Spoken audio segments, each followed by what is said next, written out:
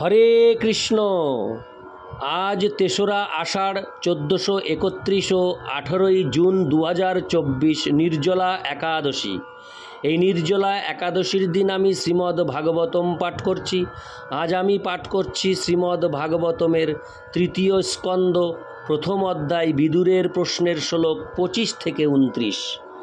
অডিওর শুরুতে সকল ভক্তিমতী মা ও ভক্তবৃন্দের শ্রীচরণে আমার দণ্ডবৎ কোটি কোটি প্রণাম জানিয়ে আমি আপনাদের একটি আবেদন করতে চাই আপনাদের কাছে। আপনারা এই জীবনের পূর্ণতা ইউটিউব চ্যানেলটিকে সাবস্ক্রাইব করে আমাকে আশীর্বাদ করবেন। এই চাওয়ার পেছনে কোনো স্বার্থ লুকিয়ে নেই, এই একটি স্বার্থ লুকিয়ে আছে, যাতে আপনাদের হাত দিয়ে আপনাদের সাহায্যে এই জীবনের পূর্ণতা ইউটিউব চ্যানেলটি এই ভাগবতম পাঠকে সারা বিশ্বে ছড়িয়ে দিতে পারে। আর এটি একমাত্র আপনারাই করতে পারেন। তাই আমি সকলের কাছে অনুরোধ জানাবো, আপনারা জীবনের পূর্ণতা ইউটিউব চ্যানেলটিকে সাবস্ক্রাইব করবেন এবং পাশে থাকা বেল নোটিফিকেশানটিকে অন করে অল করে রাখবেন, যাতে আমি যখনই অডিও পোস্ট করব একদম সাথে সাথে আপনাদের ফোনে সেটি পৌঁছে যাবে, আপনাদের নিকট চলে যাবে, আপনারা শ্রবণ করতে পারবেন। এবং আরেকটি অনুরোধ হলো, আপনারা যে যেখান থেকেই এই অডিওটি শ্রবণ করবেন প্রথম থেকে শেষ পর্যন্ত শ্রবণ করবেন। প্রথম থেকে শেষ পর্যন্ত শ্রবণ করলে অডিওর ভেতরে যে বিষয়বস্তু সেটি আপনারা পুরোপুরি আপনারা আত্মস্থ করতে পারবেন। কিন্তু কেটে কেটে স্কিপ করে করে যদি আপনারা শ্রবণ করেন তাহলে কিন্তু আপনারা এই অডিওর কোনো মজাই আপনারা বুঝতে পারবেন না। কারণ ভগবান তত্ত্ব শুরু থেকে শেষ পর্যন্ত না শ্রবণ করলে এটি কিছুই বোঝা যায় না। তাই আপনাদের কাছে আমি অনুরোধ করব, আপনারা প্রত্যেকটি অডিও প্রথম থেকে শেষ পর্যন্ত শ্রবণ করবেন। নারায়ণ হে নারায়ণ ভবভয় হরণম নারায়ণ।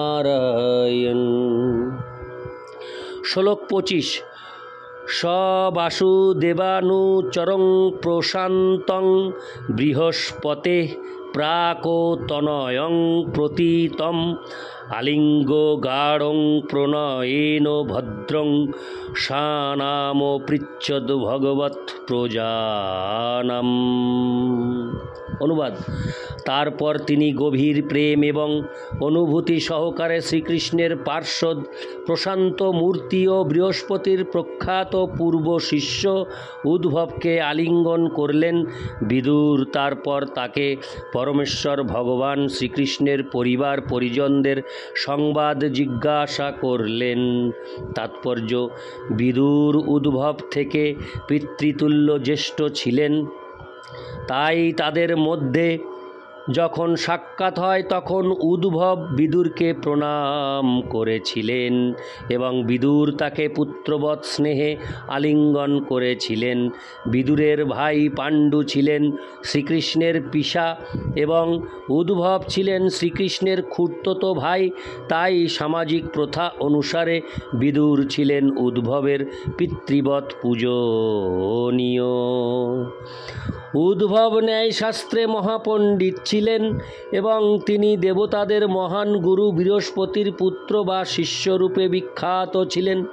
বিদুর উদ্ধবের কাছে তার আত্মীয় স্বজনদের কুশল সম্বন্ধে জিজ্ঞাসা করেছিলেন, যদিও তিনি ইতিমধ্যে জানতেন যে তারা আর এই পৃথিবীতে নেই। এই প্রশ্ন তাই অত্যন্ত আশ্চর্য বলে মনে হয়, কিন্তু শ্রীল জীব গোস্বামী উল্লেখ করেছেন যে সেই সংবাদ বিদুরের কাছে অত্যন্ত মর্মান্তিক ছিল। তাই তিনি গভীর উৎকণ্ঠা সহকারে বারবার প্রশ্ন করেছিলেন। সেই সূত্রে তার প্রশ্ন ছিল মনস্তাত্ত্বিক, ব্যবহারিক নয়। ইতি শ্লোক ২৫। শ্লোক ২৬। কশ্চিৎ পুরাণৌ পুরুষৌ স্বনাভ্যোপাদানুবৃত্তেহ কিলাবতীর্ণৌ আশাতো উর্বা কুশলং কুশলং বিধায় কৃত খনৌ কুশলং সুরগেহে।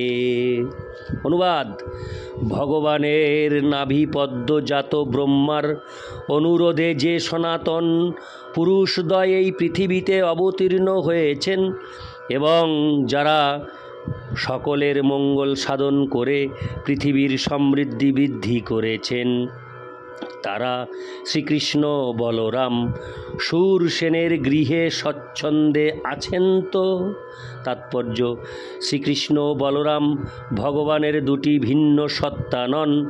ভগবান এক ও অদ্বিতীয়, কিন্তু তিনি পরস্পর ভিন্ন না হয়ে বহু রূপে নিজেকে প্রকাশ করতে পারেন। তারা সকলেই হচ্ছেন তার সাংস প্রকাশ। শ্রীকৃষ্ণের প্রথম প্রকাশ হচ্ছেন শ্রী বলরাম, আর শ্রী বলরামের অংশ গর্ভদোকসাই বিষ্ণু থেকে উত্থিত পদ্মের ব্রহ্মার জন্ম হয়েছে। এই থেকে বোঝা যায় যে কৃষ্ণ ও বলরাম ব্রহ্মাণ্ডের বিধি নিষেধের অধীন নন, পক্ষান্তরে সমগ্র ব্রহ্মাণ্ড তাদের নিয়ন্ত্রণাধীন।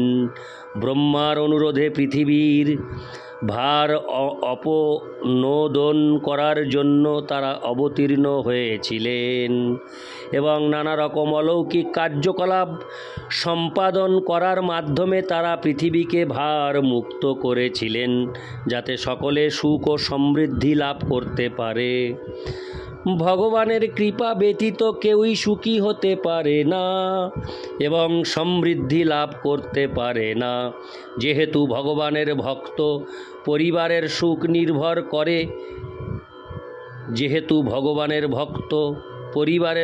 নির্ভর করে ভগবানের সুখের উপর, তাই বিদুর প্রথমে ভগবানের কুশল জিজ্ঞাসা করেছিলেন। ইতি শ্লোক 26। শ্লোক 27। কচ্চিৎ কুরুণাং পরম শূরিন্ন ভাম স্বাস্তে সুকমাঙ্গ শৌরি যো বৈ শ্রীনানো পিতৃবদ্দদাতি বরানো বদান্ন বরতোরূপনেন। অনুবাদ: হে উদ্ভব, কুরুকুলের পরম হিতৈষী আমাদের ভগিনীপতি বসুদেব ভালো আছেন তো? তিনি অত্যন্ত উদার। তার ভগ্নীদের প্রতি তিনি পিতৃবৎ স্নেহপরায়ণ এবং তিনি সর্বদা তার পত্নীদের সন্তোষ বিধান করেন। তাৎপর্য: শ্রীকৃষ্ণের পিতা বসুদেবের 16 জন পত্নী ছিলেন এবং তাদের অন্যতমা বলদেবের মাতা পৌরবী বা রোহিণী ছিলেন বিদুরের ভগ্নী। তাই বসুদেব ছিলেন বিদুরের ভগ্নীপতি।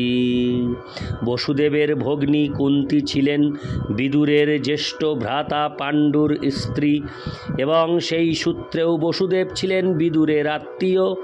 কুন্তী ছিলেন বসুদেব থেকে ছোট এবং জ্যেষ্ঠ ভ্রাতার কর্তব্য হচ্ছে ছোট বোনদের কন্যার মতো পালন করা। কুন্তীর যখনই কোনো কিছুর প্রয়োজন হতো, তার ছোট বোনের প্রতি গভীর প্রীতিবশত তিনি তৎক্ষণাৎ অত্যন্ত উদার চিত্তে তা সরবরাহ করতেন। বসুদেব কখনো তার পত্নীদের সন্তোষ বিধানে অবহেলা করেননি এবং তার ভগ্নীর আকাঙ্ক্ষিত সমস্ত বস্তু সরবরাহ করেছিলেন। কুন্তীর প্রতি তিনি বিশেষ যত্নশীল ছিলেন, কেননা তিনি অল্প বয়সে বিধবা হয়েছিলেন। বসুদেবের কুশল জিজ্ঞাসা করার সময় তার কথা বিদুরের মনে পড়েছিল এবং তার সঙ্গে তার আত্মীয়তার স্মৃতি জাগরিত হয়েছিল। ইতি শ্লোক 27। শ্লোক 28। কচ্চিদ্দরূথাধিপতির্যদূনাং প্রদ্যুম্ন আস্তে সুকমাঙ্গ বীর জং রুক্মিণী ভগবতঃ বিলেভে আরাধ্য বিপ্রাণ সরমাদি স্বর্গে। অনুবাদ: হে উদ্ভব, যদুদের সেনানায়ক এবং পূর্বজন্মে যিনি ছিলেন কামদেব, সেই প্রদ্যুম্ন এখন কেমন আছেন? রুক্মিণী ব্রাহ্মণদের সন্তুষ্টি বিধান করে তাদের কৃপায় ভগবান শ্রীকৃষ্ণের কাছ থেকে তাকে পুত্ররূপে প্রাপ্ত হয়েছিলেন। তাৎপর্য: শিল জীব গোস্বামীর মতো স্বর অর্থাৎ কামদেব হচ্ছেন শ্রীকৃষ্ণের নিত্য পার্ষদ। শিল জীব গোস্বামী তার কৃষ্ণ সন্দর্ভে এই বিষয়ে বিস্তারিতভাবে বিশ্লেষণ করেছেন। ইতি শ্লোক 28, শ্লোক 29। কশ্চিৎ শুকং সত্যতো বৃষ্ণি ভোজো দাসার্হকানামোদীপ স আস্তে যমভ্যস্নিঞ্চোচ্ছ্তপত্র নেত্র নৃপাশনাশং পরিহৃত্য দূরাৎ। অনুবাদ: হে বন্ধু, শাশ্বত বৃষ্ণি ভোজ ও দাসার্হদের অধিপতি মহারাজ উগ্রসেন এখন ভালো আছেন তো? তিনি রাজ সিংহাসনের সমস্ত আশা পরিত্যাগ করে দূরদেশে অবস্থান করেছিলেন, কিন্তু শ্রীকৃষ্ণ তাকে পুনরায় রাজ সিংহাসনে অধিষ্ঠিত করেছিলেন। ইতি শ্লোক 29। নারায়ণ হে নারায়ণ ভবভয়হরণম নারায়ণ লক্ষ্মীকান্তম কমলনয়নম মঙ্গলচরণম নারায়ণ।